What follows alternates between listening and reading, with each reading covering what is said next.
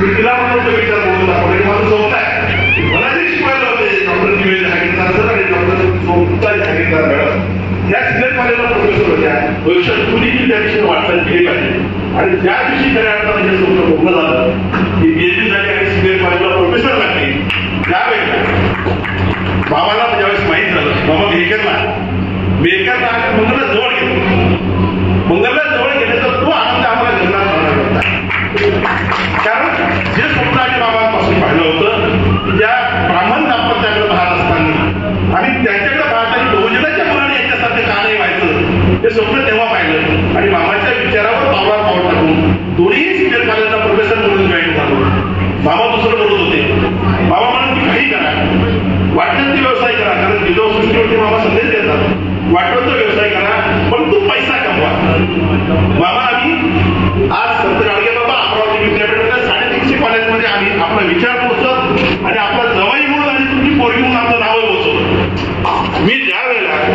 15 वर्षापासून विद्यापीठाच्या प्राधिकरणावरती सातत्याने एकाधिकारशाहीमध्ये आहोत बोर्डाचा चेअरमन 10 वर्ष राहिलो माझ्या विषयाचा आणि आता सिनेटच्या निवडणुकीच्या वेळेला मामा मला आवर्जून आपल्याला सांगावं असं वाटते मी 38 कॉलेज होते 4,500 प्राध्यापकांचं मतदान होतं आणि 58 तालुके होते 5 जिल्हे 58 तालुक्यामध्ये 5 जिल्ह्यात नंतर माझी धावपळ होऊ लागली मी तेव्हा मात्र तुमची जाणीव मला करून दिली की खेडेकरांची पोरगी बाहेर पड खेडेकरांची पोरगी मामा अख्खा महाराष्ट्रभर लोकांना संदेश देतात तू खेडेकरांची पोरगी म्हणून बाहेर पड कुठेची बायको म्हणून बाहेर पडू नको कारण तुझ्या नावात आजही खेडेकरच आहे कारण तिचं नोकरीचं नाव खेडेकरच आहे आम्ही ते बदलणार नाही कारण ती खेडेकरांच्या विचाराला पुढे आलेली त्यावेळेला माझ्या निवडणुकीमध्ये मंगल मामाचा आदर्श घेऊन बाहेर पडली विनंताई बुलढाणा जिल्ह्यामध्ये फिरत असताना विनंताई पण माझ्यासोबत होती एक कॉलेज फिरलं मंगलनी आणि विनंताई बुलढाणा जिल्ह्याच्या सर्व कॉलेजमध्ये फिरून माझ्या नवऱ्याला कशासाठी मतदान द्यायचं हे वैचारिक दृष्टिकोन सगळ्या प्राध्यापकांपर्यंत भाषण करून पोहोचली 5 जिल्ह्यामध्ये एक कॉलेजमध्ये एक व्यक्ती त्याच्या जिल्ह्यामध्ये त्याच्या प्राध्यापिकेला सोबत घ्यायचं आणि 350 कॉलेज फिरले मामा मंगलनी आणि 350 कॉलेजमध्ये मी कोणाची पोरगी आहे खेडेकरांची पोरगी आहे मला गेल्यानंतर पहिले जेलगाव घाल जे जिजाऊ आणि खेडेकर या नावाचं खूप टाकलं आणि ते करण्याचं काम मंगलने केलं म्हणून आज 350 कॉलेजच्या 4,500 प्राध्यापकांमध्ये मंगल खेडेकर आणि खेडेकर साहेब जे तुम्ही त्यांना माहीत आहे हा संदेश पोहोचण्याचं काम त्यांनी केलं आज मला अतिशय आपल्या विचाराने चालू अतिशय समाधानी आहोत नोकरीचे समाधानी आहोत विद्यापीठाच्या राजकीय प्रवासातले सहभागी आहोत समाधानी आहोत आणि आर्थिक दृष्ट्या मला आपण जे बोलतो की पहिले आर्थिक परिपक्व व्हा आज दोघं जण मला मी 3.5 लाख रुपये महिन्याचा पगार घेतो आणि मंगल 2.5 लाख रुपये महिन्याचा पगार घेतो दोघं जण महिन्याचे 4.5 लाख रुपये शासनाचा पगार घेतो आर्थिक दृष्ट्या परिपक्व आणि आपल्या संदेशाने आपल्या विचारावर चालत असताना हे सगळं मिळवतो हे सगळं आपल्याप्रती समर्पित करतो आणि आमच्या मामीला परत वाढदिवसाच्या शुभेच्छा देऊ आमच्या 2 ताईंचं अभिनंदन करतो आणि मुलांचं अभिनंदन करतो आणि खूप काही करतो म्हणून आपली शुभा मागतो आणि थांबतो धन्यवाद दादा सूर्याला आग आहे चंद्राला डाग आहे प्रेक्षक हो कार्यक्रम छान चाललाय तर टाळ्या वाजवणं भाग आहे ना धन्यवाद माझ्या सावलीला प्रतिसाद दिल्याबद्दल यानंतर आमच्या परिवाराचे आधारवर पुरुषोत्तमजी खेडेकर यांना मी विनंती करते की आपले मनोगत व्यक्त करावे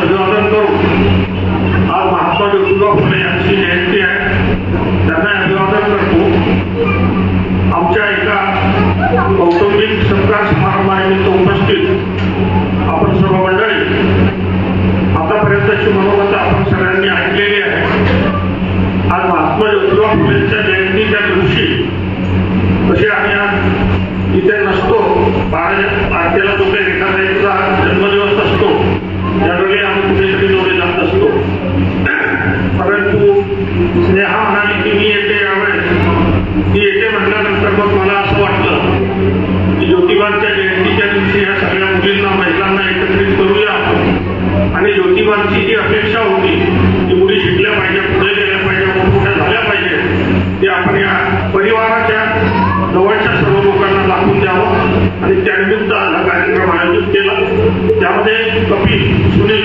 आणि त्याच्या सर्व सहकार्य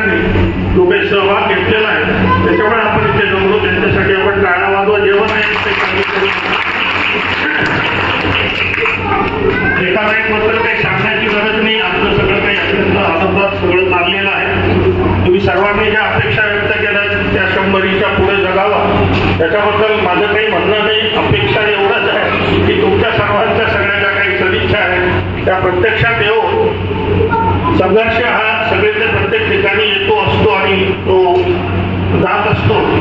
शेवटी संतोषने जे काही सांगितलेलं आहे याच्या बऱ्यापैकी सर्वांना उलगडा झाला असेल की वेगवेगळ्या पद्धतीने त्या तिन्ही पुढील पोरींनी त्या पद्धतीने PhD मिळवलेली आहे. PhD म्हणजे काय असतं आणि किती अवघड असतं हे तुम्हाला सांगण्याची काही गरज नाही. तुम्ही सर्वजण जाणकार मंडळी आहात. इतकं बारकाव्याने बऱ्याचशा गोष्टी आपल्याला कराव्या लागतात. संतोष मला म्हणजे मी 6 केल्या. प्रत्येक वर्षी त्यांच्या प्रत्येक एमएला 2 डिझर्टेशन असायचे आणि माझे डिझर्टेशन सुद्धा ओपन मध्ये झाले. त्यामध्ये एक 3 मधला डायरेक्ट कॉलेजमध्ये होता टेक्नॉलॉजीचा व्हायवा आणि जवळपास 200 लोकांनी ते सगळं काही केलं. तर त्यावेळेस काही ऑनलाईन सगळं नव्हतं. पण माझे जे थिसीस होते डिझर्टेशनचे ते नंतर पाहिल्यावर ते म्हणत की त्याच्यापेक्षा PhD केली असते तर 4 PhD मिळाल्या असत्या. सांगायचा अर्थ आहे की पोटाशीच तुमचं काहीतरी जुळलेलं असलं तरच आपण शिकलं पाहिजे अशातला काही भाग नाही. शिक्षण हे आपल्याला सातत्याने कितीही लहान मोठं काही असली तरी तिथे आपण संधी घेतली पाहिजे. डिग्री मिळवू न मिळवू काही ना काही करत राहिलं पाहिजे. आणि म्हणून या तिन्ही मुलींनी मंगल आणि स्नेहा या दोघींचं तरी निदान कुठे ना कुठेतरी तिच्या ज्ञानाच्या माध्यमातून त्या नोकरी करतायत आणि त्यांच्या संसाराला एक आर्थिक तो हातभार आहे.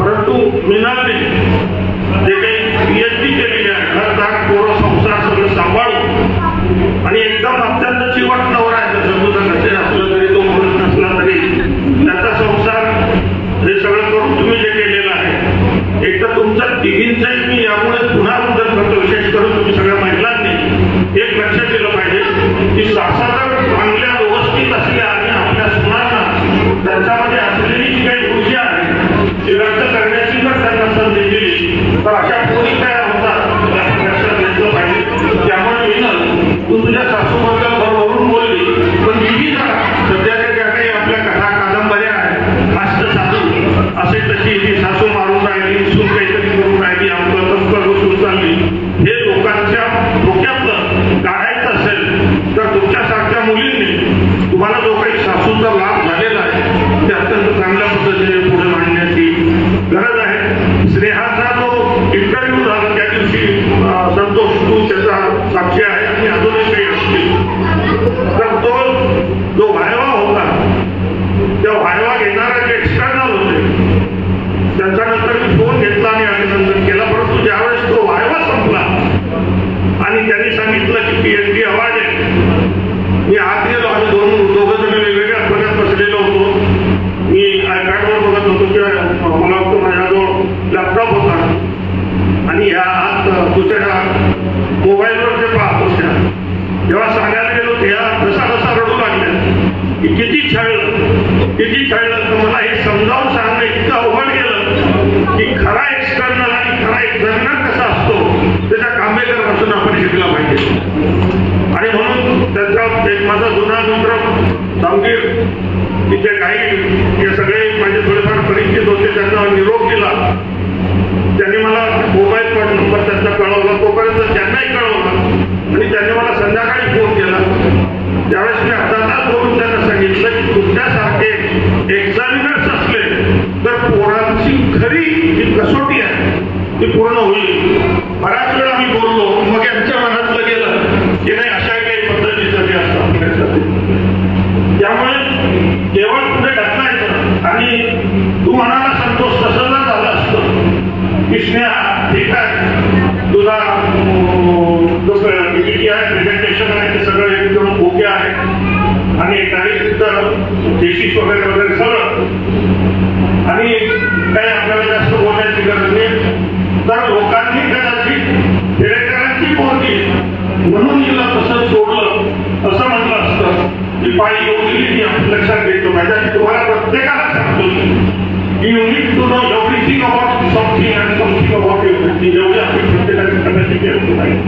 सहजपणे घरात बऱ्याचशा गोष्टी आपण घेऊन जर कुठे जायचं असेल राहायचं असेल तर त्या पद्धतीने आपण गेलं पाहिजे, राहिलं पाहिजे, हे महत्वाचं आहे.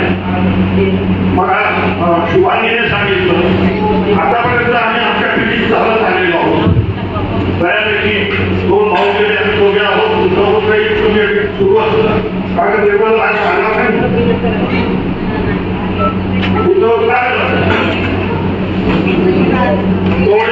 तुमचा हे सगळं आहे. आता मी एकमेव उरलेलो आहे, त्यामुळे तुम्ही मला पुढे काही जास्त कमीत कमी त्रास होईल अशा पद्धतीने एकत्र राहा, चांगले राहा, व्यवस्थित राहा. पुढच्या पिढीमध्ये तुम्हाला सर्वांना आपली जबाबदारी सांभाळण्याची समजण्याची अत्यंत गरज आहे, लक्षात घेतलं पाहिजे. सर्वांनी एक लक्षात ठेवा की यापुढे कदाचित तुमच्याकडे करोडो रुपये असतील, अनेक प्लॉट असतील, प्रत्येक डॉक्टर आपल्याकडे सुद्धा की खूप काहीतरी असेल, परंतु त्यावेळेस आपल्याकडे माणसं नसतील आपण लक्षात घेतलं पाहिजे. सध्या जगामध्ये अत्यंत वाईट परिस्थिती आहे. पैसे देऊन माणसं मिळणार आणि यापुढे आपल्याला सर्वात जास्त गरज असणार आहे एक तर तुम्ही सोसायटीचा कुठला तरी अत्यंत महत्वाचा भाग असले पाहिजे किंवा तुम्ही स्वतःहून इतके मोठे असले पाहिजे की खुद ही पोकर बुलंद इतना जब तीर से पहले खुदा बंदे से खुद पूछे पता तेरी रजा क्या. एवढ्या ताकदीने आपण उभे राहिलो तरच पुढे जाणार आहे. ज्याला डॉलर म्हणतो आपण त्या पद्धतीने पुढे केलं पाहिजे. महात्मा ज्योतिबा फुलेंचा जयंतीचा दिवस आपण साजरा करत असताना ज्योतिबाला तुम्हाला एकच सांगायचं आहे की ज्योतिबांनी ज्या काळामध्ये जे काही करायचं ते त्यावेळेस गरज होती. आज ज्योतिबा सावित्री किंवा शिवाजी महाराज, डॉक्टर आंबेडकर, पंजाबराव देश कोणी आले, गाडगेबाबा आले तर आज काय करतील त्या अंगाने आपण केलं पाहिजे आणि ती आपली जबाबदारी आहे ती आपण पार पाडली पाहिजे. त्या अंगाने पुढे गेलं पाहिजे. ज्योतिबा सांगायचे आम्ही मातीत का गेलो, वाईट का झालं आमचं, तर एक गरिबी आणि दुसरा अज्ञान. आता मला असं वाटतं की आपल्या सर्व बहुजन समाजामध्ये अगदी अपवाद उघड सोडला तर बहुतेक मुलं मुली या बहुतेक तुमच्या पिढीतले जोडवे जोडी तू आता राजकारणात आहे, तू नवरा बायको दोघे डॉक्टर आहेत, सगळं काही आहे, चिखलीत सर्वात उंच इमारत आहे, असं असतानाही म्हणजे आमची पिढी जी आहे, आम्ही जे आहे, तू असेल तुझा सासरा ठरला नसेल, प्रल्हाद असेल, समजा आमचे मायबाप बिन शिकलेले किंवा कमी शिकलेले होते. त्या बिन शिकलेल्या कमी शिकलेल्या मायबापांनी आजपासून 50, 60, 65 वर्षापूर्वी आम्हाला इंजिनियर करण्यासाठी नागपूर सारख्या ठिकाणी पाठवलं.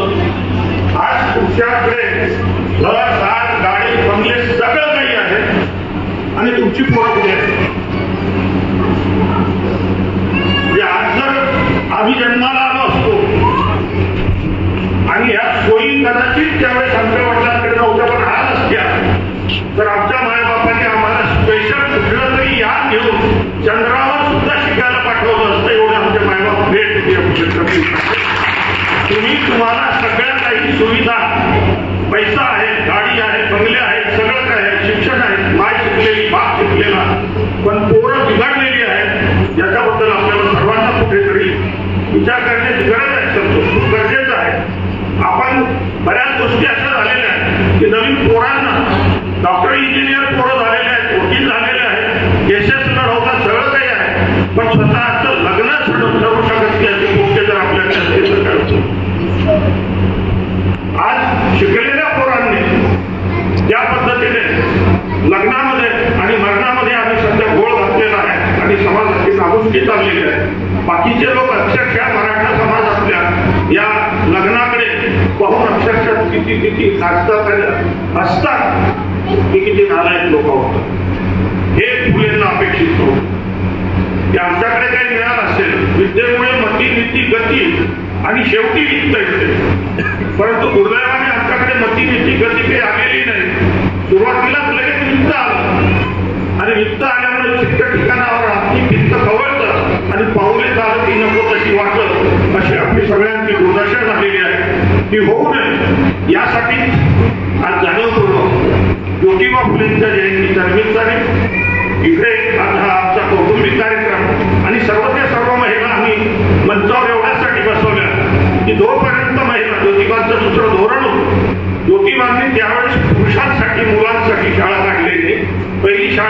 ती महिलांसाठी.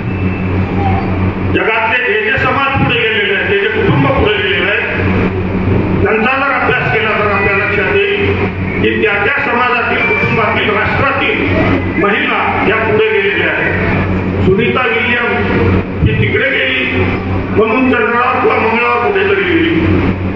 ती 288 का 86 दिवस वर राहिली आणि आम्ही इकडे कारण नसताना घंटी वाजवत ते काय सत्यनारायण करत होतो.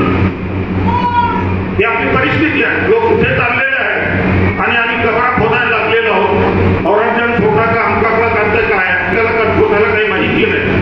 टिपू सुलतान कसा होता, काय होता, कोण आहे हिस्ट्रीचं इथे शिकवल्या जातं ना 7वी 8वी मध्ये अजूनही. टिपू सुलतान आहे का? कुठल्या जप कोणी आहे इथे? 7वी 8वी आहे का? कुठल्या तरी ह्या सगळ्या बाबी जे काही आहे त्या दूर ठेवायच्या असतील तर आपल्याला सर्वांना फुले समजून घेतलं पाहिजे. आणि फुले समजून घ्यायचे असेल तर महिला पुढे आल्या पाहिजे. कोण हलका कोण भारी आहे, पोरांच्या डोक्यात कोण घालतं शेवटी बोलला तुझ्या त्याच्या घरी जाऊ नको कोण सांगतं, आजी सांगतील का नाही सांगतील, ते आपल्यापेक्षा हलका आहे हे पोरांना कोण सांगतं. ते इकडचं आहे तिकडचं आहे हे सगळं जे असतं ते ज्यावेळेस पोरं रागत असतात, खेळत असतात, बोलायला लागत असतात त्यावेळेस त्यांचं जे सॉफ्टवेअर आहे ते करप्ट करण्याचं काम या आमच्या महिला करत असतात.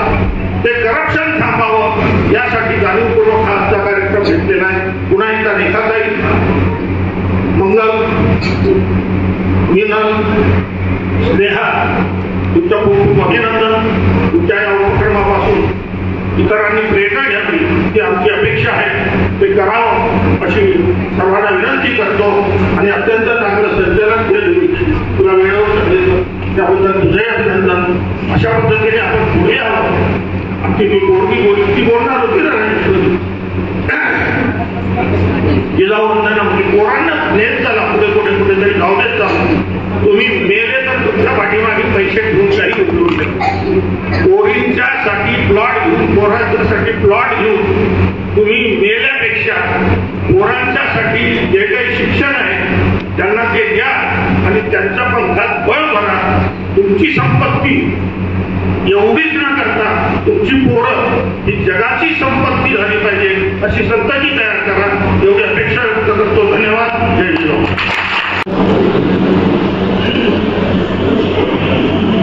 सर्वांना जय जिजाऊ. राष्ट्रमाता राजमाता जिजाऊ माँसाहेब आणि आज या थोर महात्म्याची जयंती आहे. ज्यांनी आम्हा सर्व महिलांना शिक्षणाची दारं उघडी करून एक वेगळं बळ प्राप्त करून दिलेलं आहे. ते आमचे महात्मा ज्योतिबाजी फुले साहेब, त्यांच्यासोबतच क्रांतीज्योती सावित्रीबाई फुले आणि सर्व थोर महामानवांना मी सर्वप्रथम विनम्र अभिवादन करते. आज आपण एक अतिशय छोट्याशा कौटुंबिक सोहळ्याच्या निमित्ताने इथे जमलेलो आहोत. उद्या माझा वाढदिवस आहे. आज आपण का साजरा केला याची माहिती साहेबांनी आपल्या भाषणात दिलेली आहे.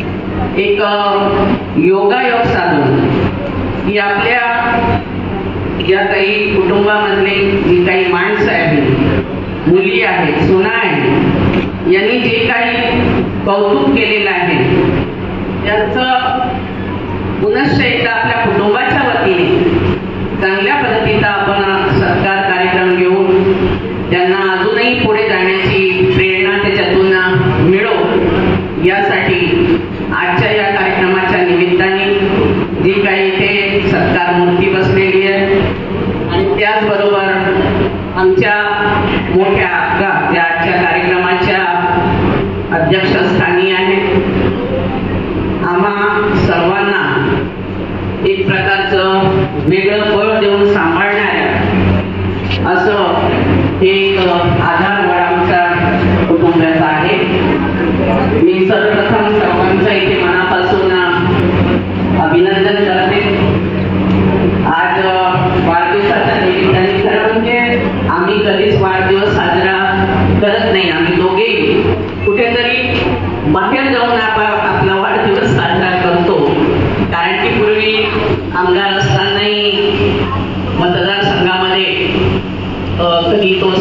केला नाही. त्यावेळेसही आम्ही बाहेर जायचो. आमचं कुटुंब असं होतं की सगळे वेगवेगळ्या ठिकाणी राहायचे. साहेब वेगळ्या ठिकाणी, मी माझा मतदारसंघ, मुलं वेगळीकडे. आणि म्हणून एका निमित्ताने, वाढदिवसाच्या निमित्ताने कुठेतरी बाहेर एक तर कुटुंबासह गेलं पाहिजे, किंवा कुटुंबाला जर वेळ मिळाला नाही तर आम्ही दोघे जाऊन अशा प्रकारचा वाढदिवस नेहमी साजरा करतो. परंतु आता आमच्या नेहाला PhD मिळाली. एका निमित्ताने सुट्ट्या लागून आल्या. 11, 12, 13, 14 सध्या सुट्टी आहे. आणि त्यामुळे ती म्हणली की आई मी यावेळेस इकडे येते. म्हणून मग आम्ही या कार्यक्रमाचं आयोजन केलं. खऱ्या अर्थाने वाढदिवस जो असतो तो यासाठी असतो की आज मी 66 वर्षापासून उद्या 67 वर्षामध्ये पदार्पण करणार आहे. आणि म्हणून माझ्या जन्मापासून जे काही लोकांनी आपल्याला इथपर्यंत येण्यासाठी सहकार्य केलेले आहे त्या सर्वांची आठवण करणे हे एक महत्वाचं कार्य वाढदिवसामध्ये होतो. आणि जे काही आपल्या आतापर्यंत काही चुका झाल्या असतील, कोणाचं आपण वाईट तर केला नाही, पण कदाचित अनावधानाने कोणाचं झालंही असेल तर हे सर्व याची आठवण करून पुढच्या कालावधीमध्ये आपण जे काही आपल्याला आयुष्य मिळेल त्या आयुष्यामध्ये जे काही चुका जर झाल्या असतील तर ते सुधारण्याचा प्रयत्न करू. आणि येणाऱ्या काळामध्ये अजूनही चांगल्या पद्धतीने जीवन जगू अशा पद्धतीचा एक धडा घेण्याचं काम म्हणजे हा वाढदिवस असतो. म्हणून आजच्या या वाढदिवसाच्या निमित्ताने इथे आम्ही आमचं कुटुंब ज्यांनी मला इथपर्यंत आणलेलं आहे, माहेर असो, सासर असो, आमच्या सर्व नंदा असो, जया असो, सर्व मुली असो, सुना असो, या सर्वांनी खऱ्या अर्थाने या मला सांभाळून घेतलं. मी तर तुम्हाला इतिहास सांगणार नाही. अतिशय नवीन की मला मराठी सुद्धा बोलता येत नव्हती, समजत नव्हतं, किंवा सासू सासऱ्यापासून सर्वांनी त्यावेळेस समजून घेतलं आणि आजपर्यंत मी जी वाटचाल केलेली आहे या सगळ्याचा मान मी माझ्या सर्व खेडेकर कुटुंबियांना देते. राजकारणामध्ये जे काही सहकार्य पंडितनी सांगितलं, आमचे राजकीय लोकांमध्ये उभे राहिले की राजकारणाशिवाय आम्ही राहू शकत नाही. म्हणून त्यांनी ते काही भाषण दिलं की 15 वर्षाच्या कालावधीमध्ये सतत माझ्यासोबत एक घरचा माणूस म्हणून पंडित राहिला. आणि म्हणून चांगल्या पद्धतीने मला मतदारसंघामध्ये काम करता आलं, कारण त्याची जास्त ओळख होती. मी फार नवीन होते, मला माझा पक्ष माहिती नव्हतं, मला माझे कार्यकर्ते माहिती नव्हते आणि कुठल्याही पद्धतीने राजकारणाचा गंधही नव्हता. अशा या परिस्थितीमध्ये पंडित सारख्या अनेक कार्यकर्त्यांचा मला आनंद वाटतो की इतके जिव्हाळ्याने, एक वेगळं जिव्हाळा म्हणजे कुटुंबाचा एक जिव्हाळा तर आहेच, परंतु समाजाचा जो एक जिव्हाळा, कार्यकर्त्यांचा जो जिव्हाळा आजपर्यंत टिकलेला आहे. तर या सर्वांच्या बळावर आपण इथपर्यंत पोहोचू शकलो. मी सर्वांची त्याबद्दल ऋणी आहे. सर्वांचा मनापासून मी आभार मानते. आमचे सर्व डॉक्टर मंडळी इथे आलेली आहेत, त्याच्यामध्ये आमचे खेडेकर आहेत, वाघसाहेब फक्त, पण ती अकोल्याहून आमचे मराठा सेवा संघाचे सहकारी आहेत. ही मंडळी अतिशय आनंद होतो की आता खेडेकर हे जे कुटुंब आहे किंवा खेडेकर हे जे नाव आहे ते सर्व क्षेत्रामध्ये पोहोचले. म्हणजे असं कुठलंही क्षेत्र मला वाटत नाही की जे शिल्लक राहिलेलं आहे त्याच्यामध्ये खेडेकर नाही. आणि म्हणून अशा पद्धतीने आता आरोग्याच्या क्षेत्रामध्ये आपण पाहतो की चिखलीमध्ये चांगल्या पद्धतीने आरोग्याच्या क्षेत्रामध्ये आमची खेडेकर मंडळी नाव, या सर्व गोष्टींचा आम्हाला निश्चितपणे मोठा अभिमान आहे. आणि म्हणून आपण सर्वजण छोट्याशा विनंतीला मान देऊन आपण सर्वजणाला आमचे विजय आहे, विष्णू आलेला दिसलं, शिवशंकर आहे, सगळी अशी मंडळी आहे की मुलासारखी. आणि वाघसाहेब आहे, त्यांना कधी आम्ही फोन केला की कधी असते तिथे कधी असा आम्हाला बसू दिला. चांगल्या पद्धतीने सदस्यसेवा आम्हाला मिळते. आणि समाजकार्य ज्यावेळेस माणूस करतो त्यावेळेस त्याला त्याच मानाने इतरही लोक वाढवतात. आणि म्हणून आमची सर्व मंडळी ते काही झालं तर विष्णूला आम्ही ताबडतोब फोन करू, विजयला ताबडतोब फोन करू आणि सगळेजण एकदम तातडीने हजर असतात. आणि म्हणून अशा पद्धतीने या वाढदिवसाच्या प्रसंगी, कारण आजारपण जे वाढेल तो चालूच असतो. आता वयोमानाने कधी असं कधी तसं कधी नरम कधी गरम हे चालू राहतं. म्हणून या लोकांची सेवा आम्हाला सतत मिळते आणि म्हणून मी सर्वांचा या प्रसंगी मनापासून आभार मानते. आता मी माझ्या वाढदिवसाचा आणि आभाराच्या नंतर ही PhD ज्यांनी केलेली आहे त्यांच्यावर येते. तर मंगलने फार पूर्वी PhD केलेली आहे, तिने कष्ट घेतलेला आहे, संतोषने सांगितलेलं आहे त्या पद्धतीने. त्या काळामध्ये आमची मला वाटते खेडेकर कुटुंबाची पहिली मुलगी ही मंगल आहे की तिने PhD संपादन केलेलं आहे. PhD आणि करणं खूप कठीण असतं वगैरे अशी आमची धारणा होती. परंतु ही मधले आम्हाला असंही ऐकू यायचं PhD विकत मिळते, कोणाची थिसिस स्टोरी केली जाते, असे अनेक प्रसंग आणि झाले त्यामध्ये आणि बाहेरही आले. त्या काळामध्ये असं वाटायला लागलं की हे सोपं असते. मग त्याच्यानंतर आता जो पहिल्यांदा आम्ही जो वायवा पाहिला स्नेहाचा, ते स्नेहाचा वायवा पाहिल्यानंतर मला संतोषराव सांगितलेलं आहे आपल्या वाचनामध्ये, कौन बनेगा करोडपती जो चालतो, तर त्या पद्धतीने स्नेहाने थिसिस वाचलं. जवळपास 35 मिनिटं तिने थिसिस वाचलं आणि 35 मिनिटाच्या वर एक्सटर्नली त्याच्यातली त्याशी क्वेश्चन आन्सर केलं. विषय वेगळा आणि सगळंच हे पाहून मला असं वाटायचं की कौन बनेगा करोडपतीमध्ये जिंकल्यानंतर ते रडायचे. जो जिंकला तो स्वतः जोराने रडायचा. ही लोक काय रडतात ते खुशी केलं.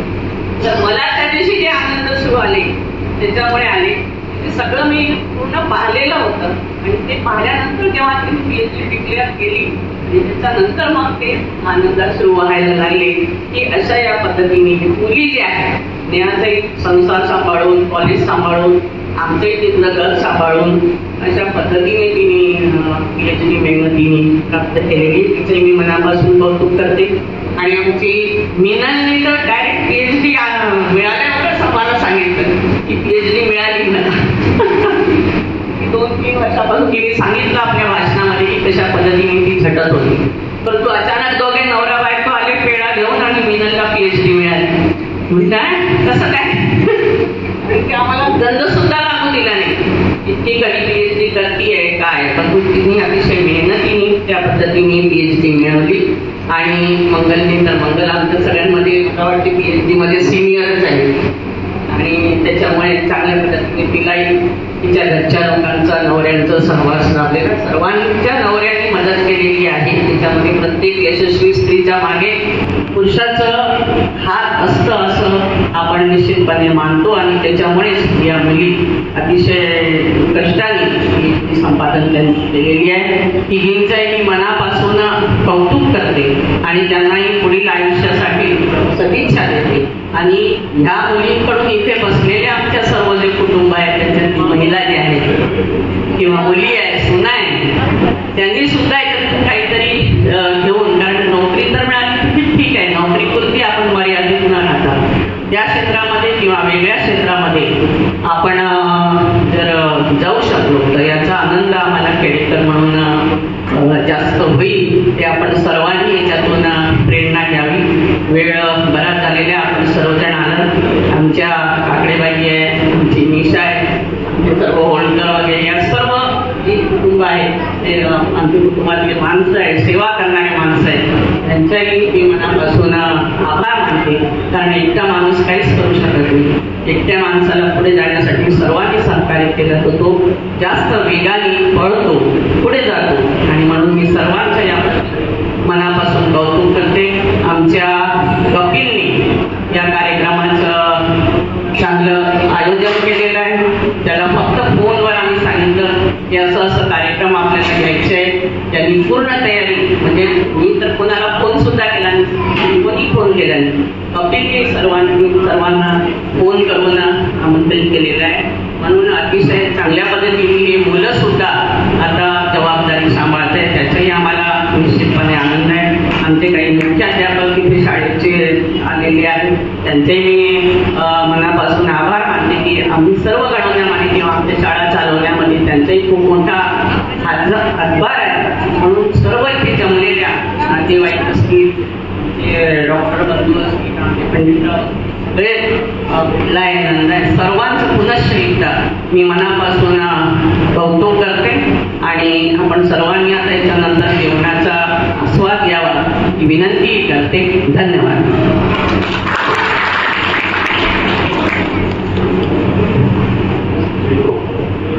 धन्यवाद ताई. अतिशय सुंदर असं मार्गदर्शन या ठिकाणी ताईनं लाभलेलं आहे. ताईने एक गोष्ट सांगितली की दरवर्षी वाढदिवसानिमित्त साहेब आणि आंटी कुठंतरी बाहेर घेऊन जातात. हा मुद्दा आमच्या कपिलदादा खेडेकरांनी ऐकला असावा अशी मी आशा व्यक्त करते. आणि यानंतर मी आभार प्रदर्शनासाठी शिवमती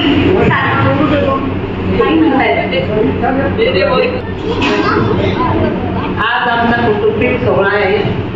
रेखाताई खेडेकर ह्या माझ्या लाडक्या जाऊच्या वाढदिवसानिमित्त मी त्यांना कोटी कोटी शुभेच्छा देते आणि माझ्या मंगल स्नेहा आणि मिनल यांना अभिनंदन करते. मी त्या पीएचडी झाल्याबद्दल त्यांचं खूप खूप अभिनंदन करते आणि त्या पुढील वाटचालीत त्यांना असंच यश मिळो ही जिजाऊची प्रार्थना करते. धन्यवाद आई. यानंतर मी आभार प्रदर्शनासाठी शिवमती सारिकाताई देशमुख यांना आमंत्रित करते. कपिलदादा 6 मेला वाढवलं येणाऱ्या मे मध्ये.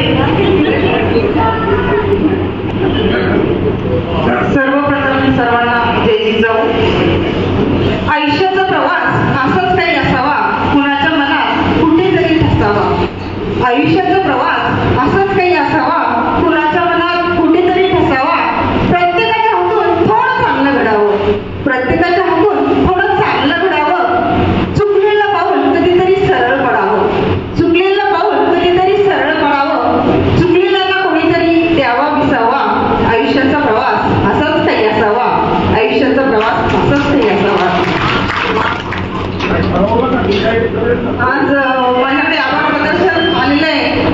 सुरुवातीला मला बोलायचं पण होतं, परंतु सर्वजण आपापला नंबर इथे लावून इथपर्यंत येत होते आणि मला इथपर्यंत यायला चान्स मिळाला नाही, म्हणून मी आभार प्रदर्शन घेतलं आणि त्यासोबत माझे शब्द सुद्धा इथे व्यक्त करते.